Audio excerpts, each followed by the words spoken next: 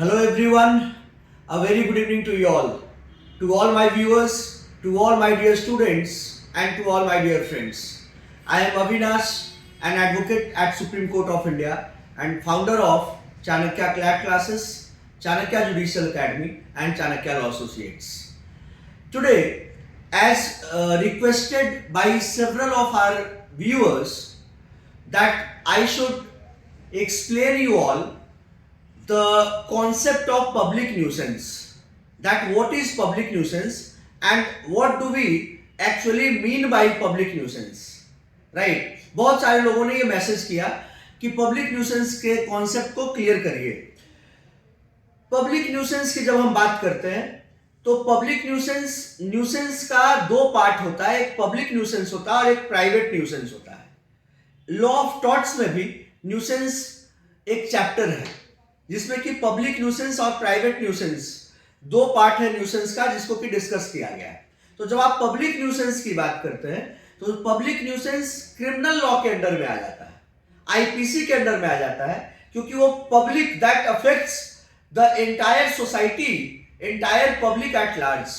तो section 268 of IPC 1860 talks about public nuisance. जो section 268 है वो डिफाइन करता है पब्लिक न्यूसेंस को कि पब्लिक न्यूसेंस क्या होता है। और जब पब्लिक न्यूसेंस आप समझ लोगे तो प्राइवेट न्यूसेंस आप इजीली कॉम्प्रिहेंड कर सकते हैं। मैं बताऊंगा तो इजीली आप उसको बाइफरकेट कर पाइएगा और आप दोनों के कॉन्सेप्ट को समझ पाइएगा और दोनों को इंटर रिलेट कर पाइएगा कि दोनों में डिफरेंसेस कहां पर हैं और दोनों एक क्यों आईपीसी में चला गया और एक क्यों private nuisance law of torts के अंडर रह गया, राइट? पब्लिक न्यूसेंस ये है कि जहां पर जब आप न्यूसेंस की बात करते हैं तो यू नो दैट कि there is interference, unreasonable unlawful interference with somebody's enjoyment of land, right? With somebody's enjoyment of the premises, enjoyment of the possession of the land, right? जैसे कि जब आप न्यूसेंस को समझते हैं तो न्यूसेंस कोई भी आदमी अगर बाहर से आपके घर के सामने अगर लगातार हॉर्न बजा रहा है और आप डिस्टर्ब हो रहे हैं तो he is not letting you slip, he is not letting you से enjoy your household things, क्योंकि वो बार बार हॉर्न बजा रहा है तो आप डिस्टर्ब हो रहे हैं। तो ये प्राइवेट न्यूसेंस है। लेकिन जैसे ही इसके उलट, क्योंकि आप एक घर डिस्टर्ब हो रहा था, दो घर डिस्टर्ब हो रहा था, लेकिन इसके उलट अगर कोई बीच रोड पर गड्ढा खोद दे, कोई बीच रोड पर एक गड्ढा खोद दे, अब वहां से सिर्फ एक इंसान नहीं जाने वाला है, वो बीच चौराहा है, हर किसी को गुजरना है। तो the entire public, entire society, जिन लोग, सैकड़ों लोग, हजारों लोग जो उधर से जाने वाले लोग हैं, वो डिस्टर्ब हो जाएंगे, उनको प्रॉब्लम होगी। तो ये पब्लिक न्यूसेंस में आ जाता है that you are unreasonably, unlawfully, you are taking away somebody's right to enjoy. You are, say, depriving the other person of his right to enjoy, the right to access to that particular road.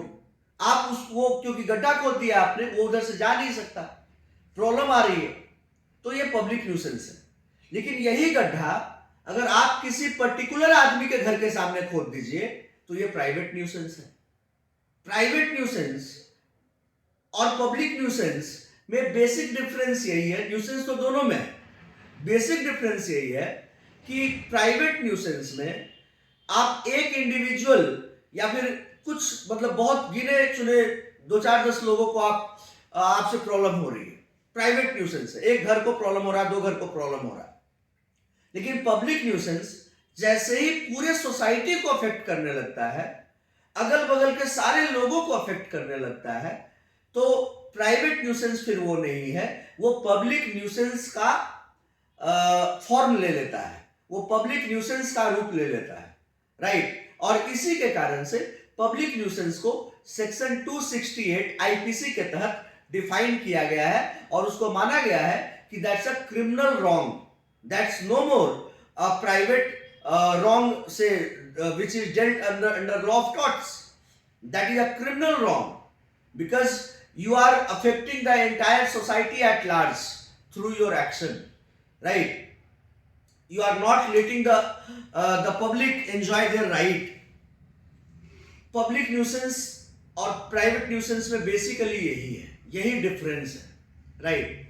और जब हम nuisance को discuss करेंगे, nuisance trespass को discuss करेंगे law of torts में, तो और भी हम प्राइवेट न्यूसेंस पर बात करेंगे और ज्यादा बेहतर तरीके से। बट और एग्जांपल में आप बहुत सारा ले सकते हो यार। अब तुम्हारे घर के बाहर देखो, ट्रेसपास में क्या है, कोई घर के अंदर आकर के इंट्रूड करेगा तो ट्रेसपास है। न्यूसेंस में क्या है, आपके घर के बाहर कोई कचरे वाली गाड़ी को लगा दे। अब 2-4-5 मिनट के लिए लगाया तो ये तो रीजनेबल है, 2-4-5 मिनट में वो कचरा लेकर के आया, लेकिन दिन भर तक वो कचरे वाली गाड़ी को आपके घर के सामने ही लगा के छोड़ दे तो ये न्यूसेंस है, ये न्यूसेंस है। क्यों है? क्योंकि उससे स्मेल आ रहा है और आपके घर के सामने लगाने का कोई पर्पस नहीं है। दिन भर वो क्यों लगाएगा?